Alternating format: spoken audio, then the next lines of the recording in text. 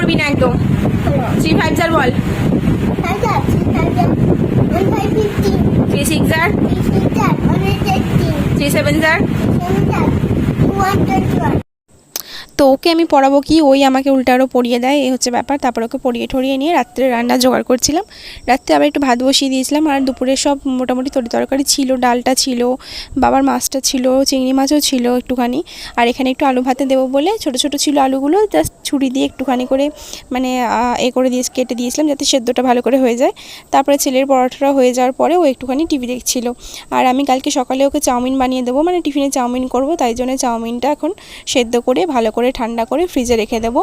এরকম করলে না সকালবেলা রান্নাটা করতে খুব সুবিধা হয়, নাহলে বড্ড তাড়াহুড়ো হয়ে যায়। তো আমি এখানে চাউমিনটাও বয়েল করে রেখে দিলাম, প্লাস আলুটাও কেটে রাখলাম। তারপরে আমি চলে গেলাম গা ধুতে, গাটা ধুয়ে এসে ফ্রেশ হয়ে আমার কিছু ক্রিম মাখার থাকে, তো সেগুলো মেখে নিয়ে এবার আমি শুয়ে পড়বো। চলো, গুড নাইট সবাইকে।